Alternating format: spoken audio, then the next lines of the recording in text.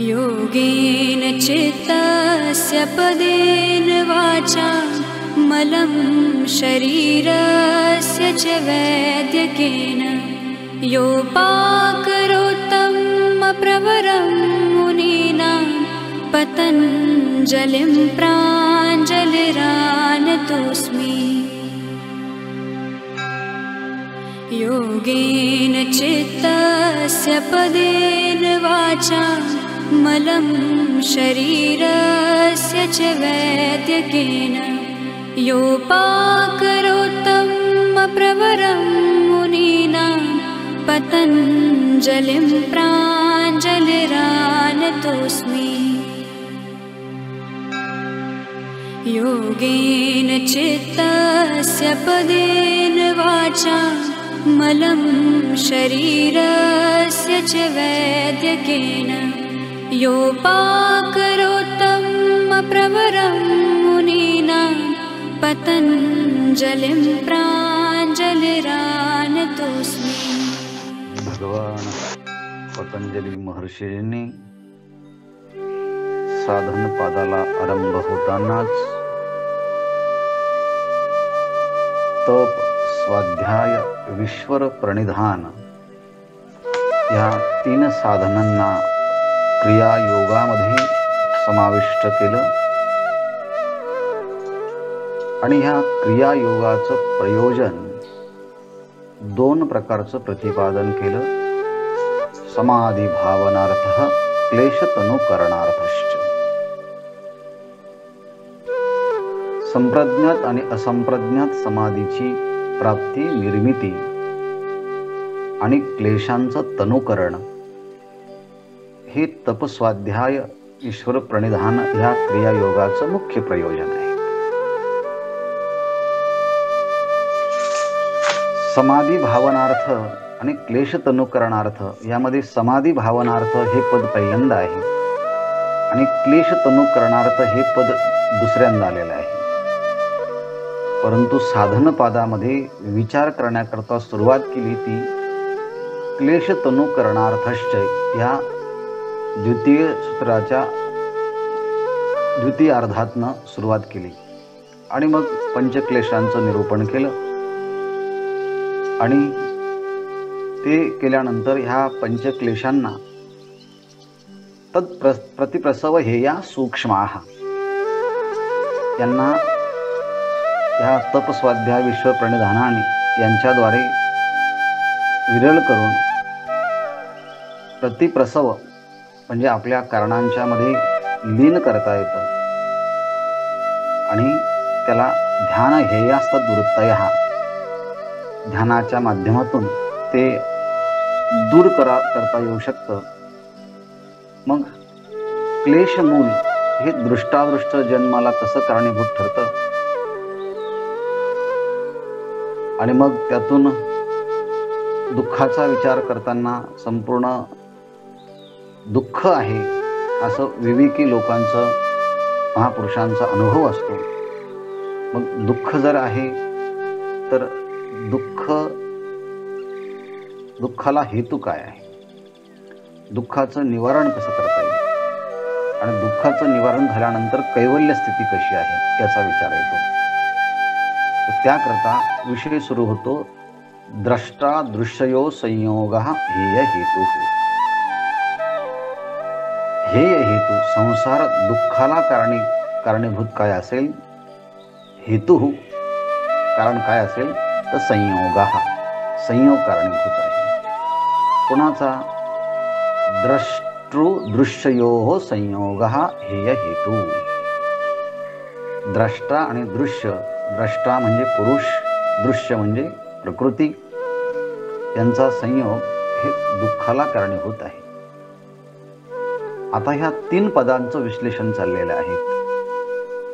द्रष्टा पदाचं विश्लेषण करण्याकरता द्रष्ट्याचं स्वरूप, दृश्याचं स्वरूप आणि संयोगाचं स्वरूप सांगत आहे। यात सुद्धा दृश्याचा विचार पहिल्यांदा, नंतर द्रष्ट्याचा आणि नंतर संयोगाचा विचार। दृश्याचं स्वरूप सांगण्याकरता दोन सूत्र आले आहे। प्रकाश क्रिया स्थितिशीलम भूत इंद्रियात्मकं भोगापवर्गार्थम दृश्यम. आणि विशेष अविशेष लिंग मात्र अलिंगाणी गुणपर्वाणी या 2 सूत्रामध्ये दृश्याचा विचार सांगितला आणि द्रष्ट्याचा विचार सांगण्याकरता एक सूत्र आलेले आहे, जे की आपण काल पाहिलं. द्रष्टा दृश्यमात्रः शुद्धोपि प्रत्ययानुपश्यः. हे द्रष्ट्याचं स्वरूप सांगण्याकरता 20 क्रमांकाचं सूत्र काल आपण पाहिलं. द्रष्टा कसा आहे? दृश्यमात्र म्हणजे केवळ चेतन स्वरूप आहे आणि विशेषण अपरामृष्ट असा शब्द प्रयोग आला आहे. अर्थात बुद्धी वृत्तींचा कोणत्याही प्रकारचा संबंध त्या चेतन तत्वाच्या ठिकाणी नाही. चेतन तत्व मात्र म्हणजे केवळ चेतनत्वच त्या ठिकाणी आहे. ज्ञान मात्र आहे, दीप्ती मात्र आहे. असा दीप्ती मात्र, ज्ञान मात्र, प्रकाश मात्र द्रष्टा म्हणजे पुरुष चेतन तत्व, त्याला जीव असं म्हणतात. तो कसा आहे? तर द्रष्टा असं म्हणताना तो द्रष्टा कशाला म्हणायचं? तर बुद्धिवृत्तींच्या मध्ये निर्माण होणारे जे तरंग त्याला जो पाहतो तो द्रष्टा. आणि तो कसा आहे? दृश्य मात्र, केवळ ज्ञान मात्र आहे. अर्थात तो बुद्धी सारखाही आहे आणि बुद्धीच्या पेक्षा बुद्धी न स्वरूपहा न विरूपहा, तो बुद्धी समान पण नाही आणि बुद्धीच्या अत्यंत विरुद्ध पण नाही. मग बुद्धीचे वैशिष्ट्य काल सांगताना पाहिलं की बुद्धीला काही विषय ज्ञात असतात, काही विषय अज्ञात असतात, पण चेतन तत्वाला बुद्धिवृत्तींचे सर्व विषय ज्ञात असतात. बुद्धी वृत्तीमध्ये सुख, दुःख आणि मूढ ह्या वृत्ती असतात, परंतु ह्या वृत्तींचा पूर्णपणे जिथे स्पर्श नाही असा पुरुष आहे. आणि बुद्धिवृत्तीमध्ये परार्थ आहे. प्रकृती ही कार्य हे पुरुषाच्या करता करते. काल कंपनीचं उदाहरण दिलं. कंपनीमध्ये अनेक कामगार एकत्र येऊन काम करतात, ते कंपनीसाठी करतात, स्वतःसाठी नाही, परार्थम. पण कंपनीचा मालक येऊन स्वतःच जर काही काम करत असेल तर तो मात्र परार्थ नाही, तो स्वार्थम, स्वतःच्यासाठीच काम करतो. तसं प्रकृतीचं प्रयोजन हे पुरुषाला भोग अपवर्गार्थम, भोग म्हणजे सुखदुःखाचे भोगाचं ज्ञान करून देणं आणि स्वरूपाची जाणीव करून देणं हे दृश्याचं काम आहे. परंतु बुद्धी ही सारखी परिणामाला पावते, तेव्हा त्या बुद्धीला दृश्याचं ज्ञान होतं. परंतु द्रष्टा पुरुष प्रकृतीप्रमाणे कोणत्याही परिणामाला प्राप्त होत नसल्यामुळे तो केवळ ज्ञान मात्र आहे, तो शुद्ध आहे. म्हणजे त्या ठिकाणी त्रिगुण नाहीत आणि परिणामाचा कोणताही विकार नाही. पण असं असताना देखील शुद्धा अपि, अपि म्हणजे शुद्धा. अपि शब्द आला की त्या मूळ असणाऱ्या लक्षणामध्ये थोडासा काही किंचितसा फरक येतो. मग आत्मा हा केवळ ज्ञान मात्र आहे आणि शुद्ध मात्र आहे असून सुद्धा काय आहे? प्रत्ययानुपश्य. प्रत्ययानुपश्य म्हणजे बुद्धीच्या मध्ये काही विशेष गुणवैशिष्ट्य आहे. बुद्धी ही स्वरूपाने अत्यंत शुद्ध आहे आणि बुद्धी शुद्ध असल्यामुळे त्या बुद्धीच्या मध्ये 2 प्रकारच्या क्षमता आहे. चैतन्याचं प्रतिबिंब ग्रहण करण्याची क्षमता आहे आणि त्याचप्रमाणे विषयांचे मधले असणारं ज्ञान ग्रहण करण्याची पण क्षमता आहे. मग ती बुद्धी विषयांचं जेव्हा ज्ञान ग्रहण करते, मग जगामध्ये जेवढे काही सुखात्मक, दुःखात्मक आणि मोहात्मक पदार्थ आहे, या पदार्थांना पाहते आणि त्या त्या आकाराची होते आणि त्या त्या आकाराची ती बुद्धी तयार झाली की मग वृत्ती तयार होते. मग त्या वृत्तीमध्ये असलेलं जे काही ज्ञान आहे, मग ते सुखाचं असेल, दुःखाचं असेल किंवा मोहाचं असेल, वृत्ती ही त्रिगुणात्मक आहे आणि त्यामुळे हा परमात्मा शुद्ध असून सुद्धा त्या वृत्तीचं ज्ञान प्राप्त करून घेताना कधी कधी जणू काही तो त्या वृत्तींच्या आकाराकार होतो. इतरत्र असं म्हणताना स्वरूपाच्या ठिकाणी स्थित नसताना तो द्रष्टापुरुष त्या वृत्तींच्या आकाराकार होतो. म्हणजे स्फटिक अत्यंत शुद्ध असताना सुद्धा जपा कुसुमातले जे काही गुणधर्म आहे, लालिमा ती स्फटिकामध्ये दिसते. त्याप्रमाणे हा शुद्ध असताना सुद्धा बुद्धिस्थ असणाऱ्या वृत्तींना तो पाहतो, तो जाणतो आणि कधी कधी त्यांचं तदाकार जणू काही तदाकार होतो. जणू काही त्या वृत्तीच्या मध्ये असणारे दोष किंवा गुण ह्या पुरुषाच्या मध्ये आल्यासारखे वाटतात, पण आलेले नसतात. जसं जपकुसुमाच्या मध्ये असणारे गुणधर्म स्फटिकात आल्यासारखे वाटतात, पण स्फटिक नेहमी अपरिणामी आहेत, पण त्यात प्रतीत होतात आणि जणू काही त्यात आल्यासारखे वाटतात. त्याप्रमाणे शुद्ध असणारा आत्मा हा इतका शुद्ध आहे की प्रकृती आणि प्रकृती कार्य, बुद्धी आणि बुद्धिवृत्तींचा कोणताही संबंध नाही, पण जणू काही स्फटिकातल्या रंगाप्रमाणे ह्या पुरुषाच्या मध्ये बुद्धिवृत्तींचा संबंध येतो. म्हणून त्या बुद्धिवृत्तींना पाहतो तो प्रत्ययानुपश्य. मग आता हा सगळा द्रष्ट्याचा विश्लेषण झालं, दृश्याचं विश्लेषण झालं. आता संयोग या पदाचा विचार चालला आहे. संयोग ह्या पदासाठी पुन्हा 2 सूत्र आहे, 21 आणि 22.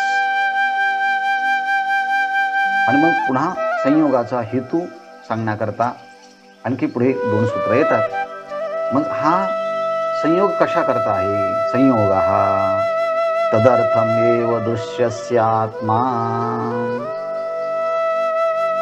तद शब्दाचा अर्थ आहे ज्याला दृशी मात्र शुद्धा अपि असं म्हणून ज्या द्रष्ट्याचा उल्लेख केला तो द्रष्टा स्वरूप असणारा पुरुष. तदर्थम आणि अर्थम म्हणजे प्रयोजन.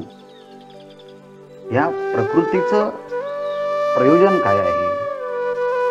या प्रकृतीचं प्रयोजन आहे तद अर्थम. अर्थ शब्दाचे 3 अर्थ होतात. अर्थ म्हणजे धन, अर्थ म्हणजे पुरुषार्थ आणि अर्थ म्हणजे प्रयोजन. या ठिकाणी तद अर्थम ह्या दृश्याचं मुख्य प्रयोजन काय आहे? तर तद म्हणजे पुरुषाला भोग आणि अपवर्गाचं ज्ञान करून देणं. म्हणून तद अर्थ एव त्या चेतन पुरुषासाठीच काय आहे? दृश्यस्य आत्मा. इथे आत्मा शब्दाचा अर्थ आहे स्वरूप. दृश्यस्य आत्मा म्हणजे ह्या सगळ्या प्रकृती आणि प्रकृती कार्य जे सृष्टी दृश्य जग आहेत त्याचा उल्लेख प्रकाशक्रिया स्थितिशीलम भूतेंद्रियात्मकम भोगापवर्गार्थम दृश्यम हे जे दृश्य आहेत किंवा विशेष अविशेष लिंग अमात्रा लिंग मात्रा अलिंग आणि गुणपर्वाणी हे जे दृश्य आहे हे दृश्याचं स्वरूप कशासाठी आहे? तर तदर्थ एव म्हणजे त्या चेतन पुरुषाला केवळ भोग आणि मोक्ष प्राप्त करून देणं हाच मुख्य भाग आहे. पुरुषाला म्हणजे सगळ्या जीवांना ही सृष्टी जी निर्माण झाली आहे त्याचं मुख्य प्रयोजन आहे भोग आणि अपवर्गार्थ.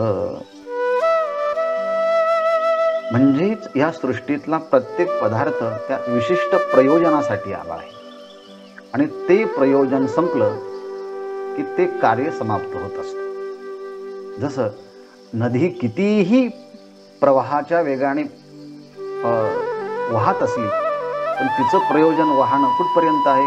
जोपर्यंत समुद्राला प्राप्त होत नाही तोपर्यंत वाहनं. समुद्राला प्राप्त झाली की तिचं वाहनं थांबतं. त्याप्रमाणे कंपनीमध्ये येणारे कामगारांचं प्रयोजन कुठपर्यंत आहे? जोपर्यंत संध्याकाळ होत नाही तोपर्यंत. संध्याकाळ झाले की प्रयोजन संपलं, ते मागे जातात. किंवा त्या कामगारांचं प्रयोजन धनसंपत्ती प्राप्त करणं विशिष्ट वयापर्यंत, ते प्रयोजन झालं की ते पुन्हा आपल्या ठिकाणी जातात. अन्नधान्याचं तसंच आहे. ज्वारी किंवा बाजरीचं बी जमिनीमध्ये टाकलं, त्यात कणसं आले आणि धान्याने परिपक्व झालं की ते खाली लगेच वाळायला सुरुवात होते. म्हणजे ज्याचं ज्याचं प्रयोजन जे आहे ते प्रयोजन पूर्ण झालं की या सृष्टीतलं सगळं कार्यही समाप्त होत असतं.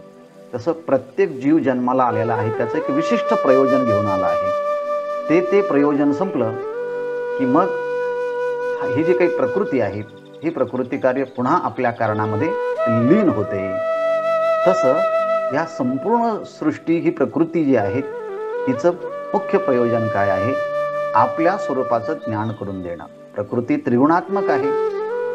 सगळे पदार्थ त्रिगुणात्मक असल्यामुळे त्या पुरुषाला सुख, दुःख आणि मोह या त्रिगुणात्मक पदार्थांचा बोध करून देणं आणि त्याचबरोबर प्रकृती स्वतःचाही बोध करून देते आणि पुरुषाचाही बोध करून देते.